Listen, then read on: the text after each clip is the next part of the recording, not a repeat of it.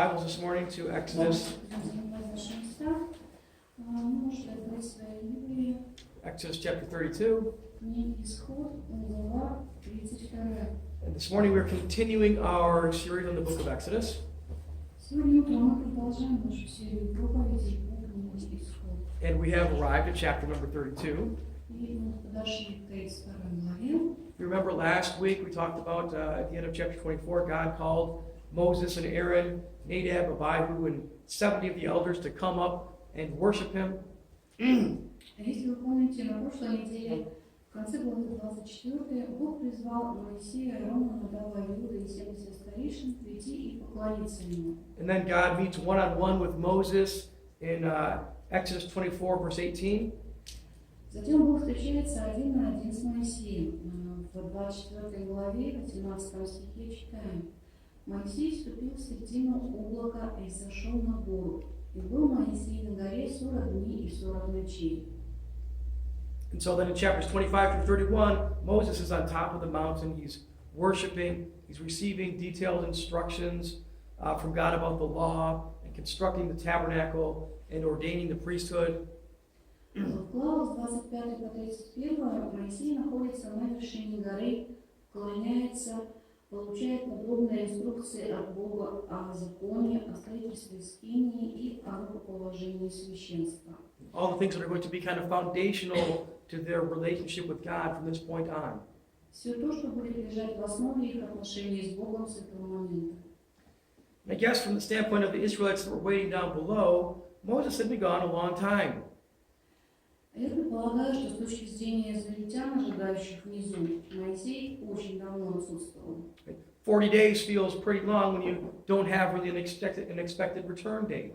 40 дней начинают казаться довольно длинными, когда у вас нет ожидаемой даты возвращения. Remember Moses, when he left, he just said, wait here until I return. Помните, когда Моисей ушел, он только сказал: ждите здесь, пока я не вернусь. So how much longer did they have to wait? Сколько еще им пришлось ждать? Was he ever coming back? Он еще когда-нибудь вернется? Maybe Moses was dead. Может быть, Моисей уже умер. Right? What if he wasn't coming back? А что, если он не вернется вообще? What are the people going to do? Что ли делать людям? Why did Moses lead them into the wilderness in the first place? Почему Моисей вообще вывел их в пустыню? Right? The people of Israel are growing impatient. Народ Израиля становится нетерпеливым. And finally, after 40 days, their patience has run out. Наконец, через 40 дней их терпение заканчивается. They're tired of waiting. Они устали ждать. They're ready to worship God now. Они готовы поклоняться Богу прямо сейчас. And so they decide to take matters into their own hands. Итак, они решают взять дело в свои руки. They decide to worship God in the same way that everyone around them worships their God. И решают поклоняться своему Богу так же, как все вокруг поклоняются своим богам. And so we come to verse number 1 of chapter 32. Итак, мы читаем в первом стихе 32 главы. Когда народ увидел, что Моисей долго не сходит с горы, то собрался к Аарону и сказал ему: «Встань и сделай нам Бога, который бы шел перед нами, ибо с этим человеком, с Моисеем, который вывел нас из земли египетской, не знаем, что сделалось». And in a way, the Israelites, they feel kind of lost without strong, visible leadership. Израильтяне потерялись без сильного и видимого руководства. They have, in their mind, a God they can't see and a leader who's gone off for 40 days and not returned. В их глазах происходит вот что. У них есть Бог, которого они не видят, и лидер, который ушел и не возвращался 40 дней. This is a situation they can't tolerate. They can't wait any longer. И это ситуация, которую они считают невыносимой. Они не могут больше ждать. So they go to Aaron and they demand that he help them to create their God. Поэтому они идут к Аарону и требуют, чтобы он помог им создать их Бога. In English, it's translated God's plural, which is a little bit confusing. На английский язык это переводится как «боги» во множественном числе, и это немного сбивает с толку. It's because the Hebrew word here is Elohim. Так произошло, потому что еврейское слово, использованное здесь, «элохим». And it can mean the plural of gods in an ordinary sense, but it also talks about the supreme God. Оно может означать множественное число богов, обычно, но также может говорить о верховном Боге. Elohim is one of the names used for the true God in the Bible. Элохим – это одно из имен, используемых для обозначения истинного Бога в Библии. So what are the Israelites asking for? Так чего же просят израильтяне? Do they want to become polytheists like the people that are around them? Хотят ли они стать политеистами, как окружающие их люди? I don't think so. Нет, я так не думаю. The Russian translation is a lot better in this sense because it doesn't give the false impression of plural gods. Русский перевод в этом смысле лучше, так как не создает ложного впечатления множественности богов. They're looking for something that they can see and feel and touch. Израильтяне ищут чего-то, что они могут увидеть, почувствовать и потрогать. Because worshiping an invisible God by faith is not something they would have been used to. Потому что поклонение невидимому Богу просто верой – это не то, к чему они привыкли.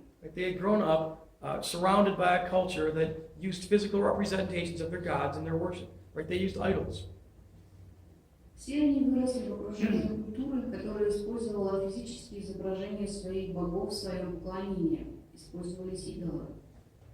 And so apparently the Israelites have already forgotten what we read in Exodus chapter 20, verses 1 through 5.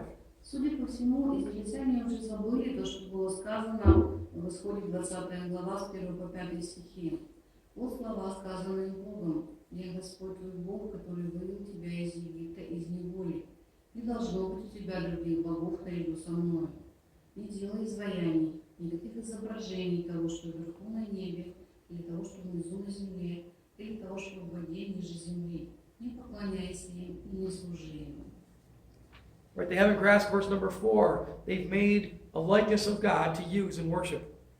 Они не поняли 4 стиха. Они сделали подобие Бога, чтобы использовать его в поклонении. They haven't grasped verse number 3. Они не усвоили стих 3. By bowing down to something created, they have in effect worshipped another God. Поклоняясь чему-то сотворенному, они на самом деле поклонялись другому Богу. They haven't really grasped what God has told them about worshiping false gods and idols. Они не поняли, что Бог сказал им о поклонении ложным богам и идолам. And it's a lesson they're going to learn the hard way. Это урок, который они усвоят на собственном горьком опыте. And finally, they haven't really grasped verse number 2. И, наконец, они не усвоили 2 стих. They're saying, where is Moses, the man who brought us out of Egypt? Они говорят: где Моисей, человек, который вывел нас из Египта? But the Exodus was God's work, it wasn't Moses' work. Но исход был делом Божьим, а не делом Моисея. God himself takes credit. Сам Бог берет эту ответственность. He says, I am the Lord your God who did what? Он говорит: я Господь Бог ваш, который сделал что? Brought you out of Egypt. Который вывел вас из Египта. Now, this problem probably could have been solved with some strong leadership. Эту проблему можно было бы решить при наличии сильного руководства. But unfortunately, Aaron fails to provide it. К сожалению, Аарон не смог его дать. And we don't know why Moses acted the way he did, whether it's from lack of courage or inability to resist peer pressure, or even his own incomprehension of who Yahweh is. Мы не знаем, вызвано ли действие Аарона недостатком мужества, неспособностью сопротивляться давлению сверстников или же его собственным непониманием Яхве. Most likely it was some combination of those things. Скорее всего, это было сочетание всех этих факторов. But Aaron doesn't refuse the request. Instead, he goes along with it. Verses number 2 and 3. Но Аарон не отказывается выполнить их просьбу. Вместо этого он говорит в стихах со 2 по 3, 32 главе читаем. Аарон велел им: «Выньте серьги из ушей ваших жен, сыновей и дочерей и принесите мне». Люди вынули из ушей золотые серьги и отдали Аарону. Now, the gold the people were wearing was probably taken with them when they left Egypt. Золото, которое носили люди, вероятно, было взято с собой из Египта. It's the wealth that God had provided for them. Это было богатство, которое Бог приготовил для них. And now they give it all up. А теперь они все бросают. They don't use the wealth that God gave them for its intended purpose. Они не используют богатство, которое дал им Бог по прямому назначению. They don't use their wealth to live well until they are settled in the promised land. Они не использовали свое богатство, чтобы жить хорошо, пока они поселились в земле обетованной. They use it to make false gods like their neighbors. Они использовали его для создания ложных богов, подобно богам своих соседей. Right? So Aaron takes this gold and he does really the unthinkable with it. А Аарон забирает их золото и делает немыслимое. He makes it into an idol that's cast in the form of a golden calf. Он превращает его в идола, отлитого в виде теленка. First, he would have had to cast the rough image with a crude mold. Сначала он отлил грубое изображение по грубой форме. Then he would have carved the details into the image once the metal had cooled.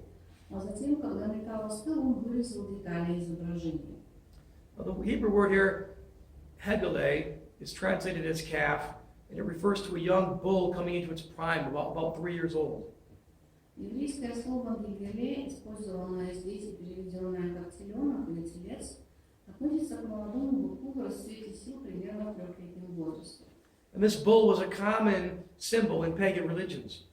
Бык был распространенным символом в языческих религиях. It was used by both the Egyptians and the pagans that lived in the Sinai region. Его использовали как египтяне, так и язычники, жившие в районе Синая.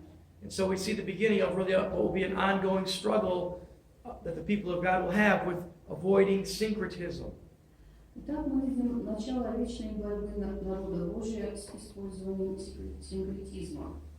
Syncretism is combining the worship of Yahweh with worship of the gods of the pagans, such as Baal. Синкретизм – это сочетание поклонения Яхве с поклонением языческим богам, таким как Ваал. Really, how could this happen so soon after everything the Israelites had been through? Как это могло произойти так скоро после того, через что прошли израильтяне? If they had witnessed the 10 plagues in Egypt, Они были свидетелями 10 казней в Египте. they saw God fight and destroy the Egyptian army for them. Они видели, как Бог сражался за них и уничтожил египетскую армию. God took them across the Red Sea on dry ground. Бог перевел их через Красное море по суше. How could this happen? Как такое могло произойти? I think the answer is simple. И ответ прост. It's human sinfulness. Человеческая греховность. And making this bull is only the first step of their descent into sin. И создание тельца – это только первый шаг на пути к греху. Verses 4 and 5. Что потом сделали люди? Читаем в 4 стихе. Аарон взял их, переплавил, сделал статую тельца, и люди сказали друг другу: «Это Бог твой, Израиль, это Он тебя вывел из Египта». This is idolatry and it's blasphemy. Это крайнее идолопоклонство и богохульство. The Israelites are professing faith in a false God. Израильтяне провозглашают свою веру в ложного Бога. But it doesn't end here. They go deeper still into sin. Но здесь они не останавливаются, они идут еще дальше. Aaron declares a religious celebration to go along with the calf he just made for them. Аарон объявляет религиозное празднование в честь только что сделанного тельца. В 5-6 стихе читаем. Увидев сие, Аарон поставил пред ними жертвенник и провозгласил Аарон, говоря: «Завтра праздник Господу». На другой день они встали рано и принесли всесожжения и привели жертвы мирные. И сел народ есть и пить, а после стал играть. So what we see here is something that begins as a kind of a solemn religious ceremony. И то, что мы видим здесь, начинается как торжественная религиозная церемония. They offer burnt offerings and fellowship offerings. Они приносят всесожжения и мирные жертвы. But then their worship quickly degenerates into something resembling a drunken party. Но затем их поклонение быстро вырождается в то, что мы бы назвали обычной пьянкой. The people of God now imitate the pagans that are around them, and they're doing all this in the name of God. Народ Божий теперь подражает окружающим их язычникам, и все это они делают во имя Яхве. Now, while all this is happening, Moses is up on the mountain. В то же время, когда все это происходит, Моисей находится на горе. He's been given the 10 Commandments. Ему дали заповеди. He's been given the book of the covenant and the plans for the tabernacle. Ему дали книгу завета и планы, ему дали скрижали завета и планы скинии. He's been given the instructions for establishing the priesthood. Ему дали инструкции по установлению священства.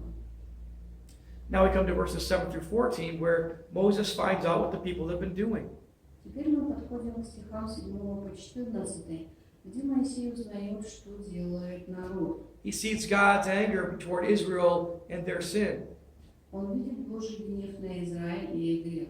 and he intercedes on behalf of his people. Let's look at verses 7 through 10. И он ходатайствует за народ Божий. Давайте прочитаем 7 по 10 стихи. «И сказал Господь Моисею: поспеши сойти, ибо развратился народ твой, который ты вывел из земли египетской. Скоро уклонились они от пути, который я заповедал им, сделали себе литого тельца и поклонились ему, и принесли ему жертвы, и сказали: вот Бог твой Израиль, который вывел тебя из земли египетской. И сказал Господь Моисею: я вижу народ сей, и вот народ он жестоковыйный. Итак, оставь меня, а воспламенится гнев мой на них, и истреблю их, и произведу многочисленный народ от тебя». Right, so God's anger burns against his people. Божий гнев воспламеняется против его народа. He calls them stiff-necked, which means they're like a mule or an ox who refuses to have a yoke placed on them. Он называет их жестоко шеями, что означает, что они подобны мулу или быку, который отказывается, чтобы на него надели упряжь. They refuse to be led. Они не хотят, чтобы их вели. And their sin is so great that God threatens to destroy the Israelites and start over again with Moses. И их грех настолько велик, что Бог угрожает уничтожить израильтян и начать все сначала с Моисеем. Now, when we read this passage, we should understand that when Moses talks about God, he's using what we call anthropomorphic language. Мы должны понимать, что когда Моисей говорит о Боге, он использует то, что мы называем антропоморфным языком. That means God takes human terms and he applies, Moses uses human terms and applies it to God, who's not human. Это означает, что Моисей берет человеческие термины и применяет их к Богу, который не является человеком. Right, so we see in passages like this one, God's actions are described in terms of human emotion. В отрывках, подобных этому, действия Бога описываются с точки зрения человеческих эмоций. Now this helps bring God down to our level so we can at least begin to understand him. Это помогает переместить Бога на наш уровень, чтобы мы могли, по крайней мере, начать понимать Его. And in this passage we see from Moses that, well, God is immutable. That means he never changes in his person or will. He's not really, for lack of a better word, immovable. В этом отрывке Моисей показывает нам, что хотя Бог неизменен, то есть никогда не меняется Его личность или Его воля, но Он не бесстрастный. God is always acting because he's a personal God. Бог всегда очень личный Бог. He's grieved by what his people are doing, and his anger burns against them. Он опечален тем, что делает Его народ, и гнев Божий горит против них. But he won't destroy them. Но Он их не уничтожает. Moses' prayerful mediation for Israel is the means by which God turns aside his anger toward Israel. Молитвенное заступничество Моисея за Израиль – это средство, с помощью которого Бог отвращает свой гнев на Израиль. С 11 по 13 стихи читаем. «Но Моисей стал умолять Господа Бога своего и сказал: да не воспламеняется, Господи, гнев Твой на народ Твой, который Ты вывел из земли египетской силой великою и рукою крепкою, чтобы египтяне не говорили: но погибель он вывел их, чтобы убить их в горах и истребить их с лица земли. Отврати пламенный гнев Твой и отмени погубление народа Твоего. Вспомни Авраама, Исаака и Израиля, рабов Твоих, которым клялся Ты собою, говоря: умножай и умножу семя ваше, как звезды небесные, и всю землю сию, которую я сказал, дам семени вашему, и будут владеть вечно». So Moses intercedes and he invokes God's covenant promises. And in verse 14 we see the result. It says, then the Lord relented and did not bring on his people the disaster that he had threatened. Теперь результат ходатайства Моисея, который мы называем Божьим заветным обетованием, видим в стихе 14. «И отменил Господь зло, которым сказал, что наведет его на народ свой». Now, this doesn't mean that God changed his mind in the same way that we change our mind. Это не означает, что Бог передумал, так же, как мы, как люди, могли бы передумать. This is anthropomorphic language. Это снова антропоморфный язык. It just means that from our perspective, God responds to Moses' intercession, and therefore he relents from destroying Israel. Это означает, что с нашей точки зрения Бог отвечает на заступничество Моисея и, следовательно, отказывается от уничтожения Израиля. Remember, God has ordained everything from all eternity. Но мы помним, что Бог предопределил конец от вечности. God has ordained whatever comes to pass, as well as the means by which these things come to pass. Бог предопределил все, что происходит, а также средства, с помощью которых это происходит. So in this case, God relents through the means of the mediation of Moses. В этом случае Бог смягчается через посредничество Моисея. But then that's what God had decreed to do all along. Но это то, что Бог постановил сделать с самого начала. And so now the time has come for Moses to finally go down the mountain, and he'll find a scene that he couldn't have imagined in a million years. И вот пришло время Моисея наконец спуститься с горы, и он увидел сцену, которую он не мог бы вообразить даже через миллион лет. But he's going to find a pagan celebration going on in the camp of God. Он увидит языческое празднество в Божьем стане. С 15 по 16 стих читаем.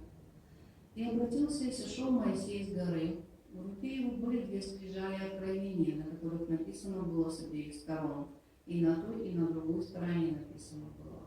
Скрижали были дело Божие, и письмена, начертанные на скрижалях, были письмена Божие». Remember, Israel's laws aren't like everyone else's laws. Израильские законы не похожи ни на какие другие. They're not like the ancient code of Hammurabi or the Russian Constitution. Они не похожи ни на древний кодекс Хаммурапи или Российскую Конституцию. Israel's laws are not based on the wisdom of men. Законы Израиля не основаны на мудрости человеческой. They're revealed by God directly to Moses. Они открыты Богом непосредственно Моисею. Let's continue to verse 17 and 18. В 17-18 стихе читаем. «И услышал Иисус голос народа шумящего и сказал Моисею: военный крик встанет. Но Моисей сказал: это не крик побеждающих, не вопль поражаемых. Я слышу голос поющих». Right, so as they move closer to the camp, Joshua and Moses start to hear strange sounds. То есть, когда они приближались к стану, Моисей и Иисус Навин услышали странные звуки. Joshua turns to Moses and he says, "Hey, that sounds like a battle." Иисус Навин сказал, что это звуки битвы. Moses says, "That's not a battle, that sounds like a party." А Моисей ответил, что это не битва, это пирушка. So in verses 19 and 20, then they approach the camp. Вот в 19-20 стихах мы видим, что они приближаются к стану. Читаем. «Когда же он приблизился к стану и увидел тельца и пляски, тогда он воспламенился гневом и бросил из рук своих скрижали и разбил их под горой. И взял тельца, которого они сделали, и сжег его в огне, и стер в прах, и рассыпал по воде, и дал ее пить сынам Израилевым». The mention of dancing in this way implies a number of ungodly things are going on. Упоминание о танцах, о плясках здесь может подразумевать под собой ряд безбожных вещей. At the very least, there's some kind of ecstatic dancing going on between the altar and the idol and the people, right? По крайней мере, это мог быть экстатический танец между алтарем и идолом. Right, but most likely it probably also implies all of the other things that accompanied drunken pagan celebrations. И, скорее всего, из этого вытекало и все остальное, что сопровождало пьяные языческие гуляния. And so when he sees what's going on, Moses becomes furious and he takes the commandments and he breaks them on the ground.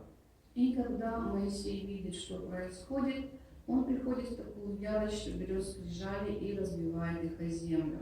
It's really a powerful symbol that Israel has broken the terms of the covenant. Это мощный символ, показывающий, что Израиль нарушил условия завета. Right, so then Moses, what does he do? He takes the statue, he burns it, grinds it up, puts it in water, and makes the Israelites drink it. Затем Моисей берет сделанную ими золотую статую быка и сжигает ее в огне. Он измельчает затем то, что осталось в порошок, бросая порошок в воду и заставляет израильтян пить ее. And after Moses is done with the people, he turns his attention then to Aaron. После того, как Моисей закончил с людьми, он обращает свое внимание на Аарона. Verse 21. 21 стих читаем. «И сказал Моисей Аарону, что сделал тебе народ сей, что ты ввел его в грех великий?» Now, Aaron's answer here in this next verses is probably one of the worst excuses recorded in all of human history. И ответ Аарона, который дан в следующих стихах, скорее всего, одно из наихудших оправданий за всю историю человечества. But yet, at the same time, it reflects the sinful inclination that we all have. Но в то же время его ответ отражает склонность к греху, которая есть у нас всех. We all like to blame somebody else for our own sins. Нам всем нравится обвинять всех остальных в наших собственных грехах. Verses 22 and 24. 22 по 24 стих читаем. Но Аарон сказал: да не возгорается гнев господина моего. Ты знаешь этот народ, что он буйный. Они сказали мне: сделай нам Бога, который пошел перед нами, да с Моисеем, с этим человеком, который вывел нас из земли египетской, не знаю, что сделалось. И я сказал им: у кого есть золото, снимите себе. И отдали мне, я бросил его в огонь, и вышел этот телец. Right, so it's, according to Aaron, it's the people that are to blame, not really Aaron. Значит, на самом деле виноваты люди, а не Аарон. And the golden bull, it was really just some kind of extraordinary accident. А золотой телец — это действительно такая была необыкновенная случайность. Aaron put some gold in a fire and out jumped a statue. Как будто Аарон просто бросил золото в огонь, и из него сам собой вышел этот золотой телец. It would be kind of funny if it wasn't so terrible. Было бы смешно, если бы не было так ужасно. It doesn't say really anything about Moses' response to Aaron here, but in Deuteronomy 9 it does. И хотя здесь ничего не говорится об ответе Моисея Аарону, но во Второзаконии 9 мы читаем этот ответ, 9 глава, 20 стих Второзакония. «И на Аарона весьма прогневался Господь и хотел погубить его, но я молился и за Аарона в то время». So Moses' intercession not only saved the Israelites from God's wrath, but it saved his own brother. Таким образом, заступничество Моисея спасло не только израильтян от Божьего гнева, но также и его собственного брата. But amazingly, at this moment, there's an even more pressing issue for Moses than Aaron's lame excuses. Хотя в данный момент для Моисея есть более насущный вопрос, чем слабое оправдание Аарона. Under Aaron's weak leadership, the people were running wild. Под неумелым руководством Аарона люди одичали. Aaron had let them get out of control. Аарон позволил им выйти из-под контроля. They were a laughing stock to their enemies, and Moses has to take immediate action. Они стали посмешищем для своих врагов, и Моисей должен был принять немедленные меры. 25-26 стих читаем. Моисей увидел, что это народ необузданный, ибо Аарон допустил его до необузданности по сравнению перед врагами его. И стал Моисей в воротах стана и сказал: кто Господень, иди ко мне. И собрались к нему все сыны Левиины. So you can't be both for God and against God at the same time. Вы не можете быть и за Бога, и против Бога. So Moses calls the people to pick a side. Моисей призывает людей выбрать сторону. And really, Israel's future depends on their response. Будущее Израиля зависит от их реакции. And the Levites, Moses' own tribe, rallied to his side. Левиты, собственное колено Моисея, объединяются с ним. They choose the side of the Lord. Они выбирают сторону Господа. And now in verses 27 and 28, Moses is going to send them out on a mission. Далее в 27-28 стихе Моисей отдает им задание. И он сказал им: так говорит Господь, Бог Израилев, возложите каждый свой меч на бедро свое, пройдите по стану от ворот и до ворот обратно, и убивайте каждый брата своего, каждый друга своего, каждый ближнего своего.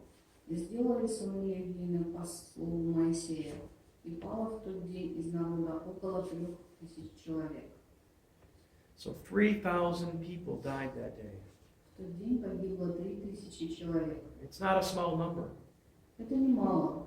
But there were probably at least 600,000 people in the camp. Но в лагере было, вероятно, не менее чем 600 000 человек. And I imagine that many of those killed probably had been engaged in the pagan revelry. Я полагаю, что убитые, вероятно, были как раз теми, кто участвовал в языческом веселье. Or maybe they were the ones that had surrounded Aaron and demanded that he make idols for them. А может быть, это именно они окружали Аарона и требовали, чтобы он сделал для них идола. It's not killing for killing's sake. It's a necessary purging of evil. То есть это было не убийство ради убийства, это было необходимое очищение от зла. Verse 29. В 29 стихе читаем. «Ибо Моисей сказал, сегодня посвятите руки ваши Господу, каждый в сыне своем и брате своем, да не спошлет он вам сегодня благословение». Right, so through the shedding of the blood of these 3,000 people, the Levites are now set apart. Через пролитие крови 3000 человек левиты теперь были отделены. They're commanded to ordain themselves. That means to set themselves apart. Им велено было рукоположить себя, это значит отделить себя. And a blessing is pronounced on them for their faithfulness and their loyalty to Yahweh. И на них произносится благословение за их верность Яхве. Because of their actions, the nation is spared total destruction. Потому что по их действиям нация будет избавлена от уничтожения. Now Moses has a deep love for his people. Моисей очень любит свой народ. He knows how angry God is and he fears for their lives. Он знает, как гневается Бог, и опасается за их жизнь. And so he seeks to repair the relationship and restore the covenant between God and his people. Поэтому он стремится восстановить отношения и восстановить завет между Богом и его народом. Verse number 30 says, the next day Moses said to the people, you have committed a great sin, but now I will go up to the Lord. Perhaps I can make atonement for your sin. В 30 стихе читаем. «На другой день сказал Моисей народу, вы сделали великий грех. Итак, я взойду к Господу, не заблажу ли греха вашего». Right, so Moses knows the people are guilt-ridden. Моисей знает, что народ чувствует себя виноватым. He knows that they're afraid. И знает, что они боятся. So he tells them he's going to go back up the mountain. He's going to plead for them. Поэтому он говорит им, что идет на гору просить за них. Let's finish out the chapter, verses 31 through 35. С 31 по 35 стихи читаем. «И возвратился Моисей к Господу и сказал, он, народ сей сделал великий грех, сделал себе золотого бога. Прости им грех их, а если нет, то изгладь и меня из книги твоей, которую ты вписал». Господь сказал Моисею, того, кто согрешил передо мною, изглажу из книги моей. Итак, иди, веди народ сей, куда я сказал тебе. Вот ангел мой пойдет перед тобою, и в день посещения моего я посещу их за грех их. И поразил Господь народ за сделанного тельца, которого сделал Аарон. So, because of Moses' intervention and his mediation, God's wrath and his anger was turned aside from Israel. Из-за вмешательства и посредничества Моисея Божий гнев был отвращен от Израиля. They received kind of a glancing blow. Они получили лишь скользящий удар. Israel wasn't totally destroyed, but 3,000 were struck down that day to purge the evil from their midst. Израиль не был уничтожен, но в тот день было поражено 3000 человек, чтобы изгнать зло из их среды. And later a plague came on them. Уже позже на них обрушилась язва. Now there's a lot we can learn from Israel's struggle to serve the true and living God. Нам есть чему поучиться у израильского народа в служении истинному и живому Богу. Right, in our passage from 1 Corinthians, Paul says, now these things took place as examples for us, that we might not desire evil as they did. Do not be idolaters, as some of them were, as it is written. The people sat down to eat and drink, and they rose up to play. В нашем сегодняшнем отрывке из 1 Коринфянам 10 глава, в 6-7 стихе Павел говорит, а это были образы для нас, чтобы мы не были похотливы на злое, как они были похотливы. Не будьте также идолопоклонниками, как некоторые из них, у которых написано, народ сел есть и пить и стал играть. Like the Jews in the camp, we too are prone to idolatry. Как и евреи в том стане, мы тоже склонны к идолопоклонству. It's part of our fallen nature. Это часть нашей падшей природы. That's why Paul warns us against it. Вот почему Павел предостерегает нас от этого. Somehow we can't help ourselves. Почему-то мы сами не можем помочь себе. We look for new or better ways to worship God that are more appealing or more acceptable to our pagan friends and neighbors. Мы ищем новые, лучшие способы поклонения Богу, более привлекательные или приемлемые для наших друзей или соседей-язычников. And we're prone to sin, especially the sin of worshiping Christ with our lips, but still clinging to idols we construct in our own hearts. Мы склонны к греху. Особенно к греху, когда мы поклоняемся Христу своими устами, но все еще цепляемся за идолов, которых сооружаем в своем сердце. Right? We're sinful. Мы грешны. But I think the main thing we should learn from this passage is not really how sinful we are. Но я думаю, что главное, что мы должны усвоить из этого отрывка, это не то, что мы насквозь грешны. Maybe it's not how prone we are to wander. И даже дело не в том, что мы склонны заблуждаться. I think we already know that's true. Я думаю, мы уже знаем, что это правда. And the passage certainly does remind us of that. И да, этот отрывок нам напоминает об этом. I think the key point in this whole tragic story is not the sin of Israel, but the mediation of Moses. Но ключевым моментом во всей этой трагической истории является не грех Израиля, а посредничество Моисея. When Moses prays for Israel and for Aaron, God relents and he spares them. Когда Моисей молится за Израиль и за Аарона, Бог смягчается и щадит их. The covenant mediator plays an important role in our relationship with God. Посредник завета играет важную роль в наших отношениях с Богом. The mediator advocates on our behalf. Посредник выступает от нашего имени. He appeals to God on our behalf. Он взывает к Богу от нашего имени и за нас. Let's look at 1 John chapter 1, verse 7 through chapter 2, verse 2. Давайте посмотрим на первое послание Иоанна, 1 глава, 7 стиха и далее.